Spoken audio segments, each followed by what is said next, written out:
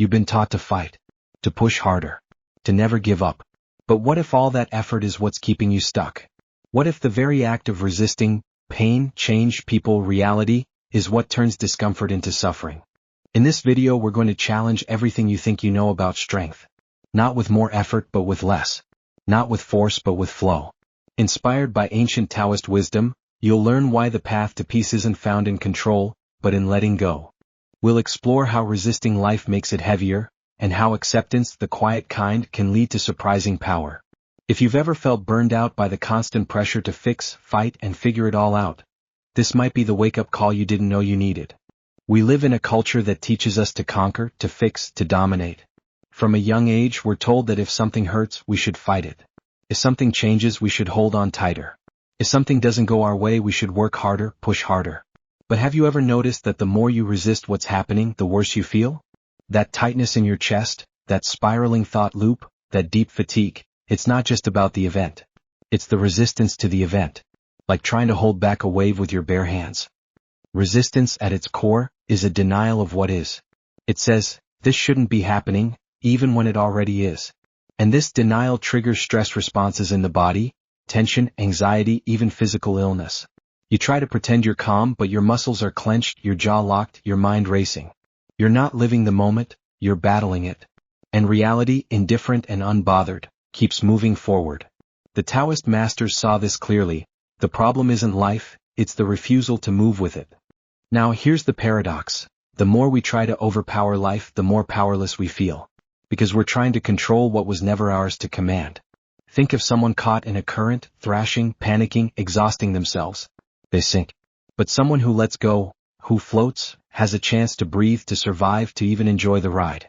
And that's the essence of the Taoist way.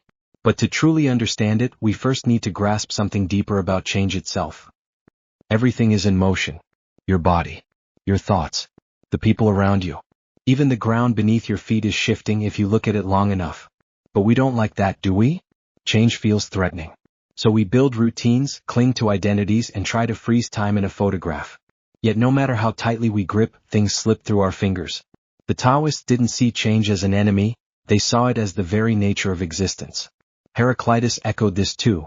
You never step in the same river twice. And yet, we try to live as if we could. The desire for control is deeply human, but also deeply exhausting. You plan your week, your year, your life, and then something unexpected happens. A layoff. A breakup, a diagnosis, and suddenly your carefully crafted world collapses. What do we do then? Most people panic. They resist. They try to drag the past into the present. But Taoism teaches that peace doesn't come from control, it comes from alignment. When you accept that change is not the exception but the rule, you begin to relax your grip. Let's take an example. Imagine holding a rope that's pulling you. The tighter you squeeze, the more it burns your hands. But if you let it slide, just a little, you save yourself a lot of pain. Life is that rope. You can't stop it from moving, but you can choose how you move with it. This shift, from control to cooperation, can feel radical. Almost foolish. But it's the start of something powerful. And once we stop fearing change, we can begin to face something even more personal. Let's be honest, life can hit hard. Illness, loss, rejection, failure. No one gets a free pass. But the pain itself isn't what breaks us. What really shatters us is our refusal to feel it. We say, this shouldn't be happening to me. We search for someone to blame. We replay the event 1,000 times trying to undo it with our thoughts. But suffering doesn't come from the event, it comes from our resistance to the event. And that's what makes the hurt linger like a shadow you can't shake. Taoist stories often feature the image of the old man who doesn't flinch. His horse runs away, he shrugs. His son breaks a leg, he shrugs. The army conscripts the healthy, his son stays home. His calm isn't indifference, it's wisdom. He knows that fighting fate doesn't change fate. It only changes you, makes you bitter, anxious, restless. So instead he flows. He feels the pain but doesn't become the pain. He lets life unfold without grabbing it by the throat. That's not weakness. That's emotional freedom. You don't need to be a mountain hermit to live this way. The next time something goes wrong, something deeply unfair, try saying this, let's see what this becomes. It's not resignation. It's curiosity. It's dropping the illusion that you know what should be. And in that space, a strange peace can enter. A kind of softness. And perhaps, a deeper strength. But if people are often the hardest part of life, how do we deal with them when they won't change? Few things drain our energy like trying to change someone who doesn't want to change. You see their flaws, their pain, their bad decisions, and you think, if I just say it the right way, maybe they'll get it. So you push. You argue. You repeat yourself. And the more you push, the more they pull away. Sound familiar? That's because resistance invites resistance. What starts as care can quickly turn into control, and control always comes with a cost. When we resist how someone is, be it a partner, parent, child, or colleague, we're not loving them. We're trying to reshape them. And that doesn't just fail, it fractures trust. Relationships become battlefields. Words become weapons. Taoist wisdom invites a radical shift. Instead of forcing harmony, create space for it. Instead of convincing, listen. Instead of fixing, accept. It's not about approving everything. It's about recognizing that peace doesn't come from domination. It comes from presence. Think of water. It doesn't crash into rocks. It flows around them. Over time, it still shapes them, but not through resistance, through patience. That's the Taoist way with people. Some of the greatest transformations begin not with confrontation, but with silence, with gentleness, with letting go of the need to be right. And when you stop trying to change others, something unexpected happens. You begin to change. But what about the things even you can't change? Like the world around you. You open the news and it's overwhelming. Wars, disasters, political chaos, climate collapse. Feels like the whole world is falling apart. And here you are, just trying to get through the day. So you worry. You argue with strangers online. You stay up at night doom scrolling. Somewhere inside, you believe that if you stay informed, if you care enough, you're doing something. But let's be honest, is it really helping? Or is it just another form of resistance against what you can't control? There's an old Taoist story of a farmer who never panics. Storms ruin his crops, he nods. The emperor raises taxes, he nods. A plague spreads, he tends his garden. When asked why he's so calm, he says, because the world is not mine to fix. It sounds passive, but it's not. It's clarity. He knows that his mind is not built to carry the weight of the entire planet. And the Tao teaches that serenity begins with recognizing your true sphere of influence. You can't stop the storm, but you can cover your roof. Of course, this doesn't mean apathy. It means alignment. Instead of trying to wrestle the world into peace, become peaceful where you are. Tend your own garden, literally or metaphorically. Raise kind children. Help a neighbor. Vote if you believe it helps, but let go of the illusion that the sky will fall without your constant stress. That's not strength. That's self-destruction. And once we release the need to control the world, we can finally face something even more intimate. Our own pain. Pain is a part of life. Emotional, physical, existential. But suffering? That's a different beast. Suffering is what happens when we tense up against pain, when we say, this shouldn't be here. You break a leg, it hurts. But you also panic, curse your luck, spiral into fear about lost time, money, future plans. That's the resistance. And it adds layers of suffering on top of what was already hard. Taoism offers a quiet truth. What we accept, we can survive.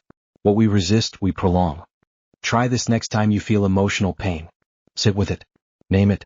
Let it pass through you like a wave instead of holding your breath and pretending you're fine. You'll notice something strange. It still hurts, but less sharply.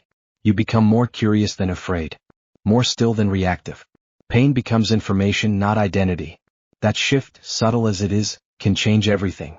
Because when you stop fighting the feeling, you stop giving it power over you. Even in physical pain, this holds true. Studies show that mindful acceptance reduces perceived intensity. And Taoist healers knew this long ago. They taught that tension around pain blocks the body's healing energy. It's qi. The body wants to heal.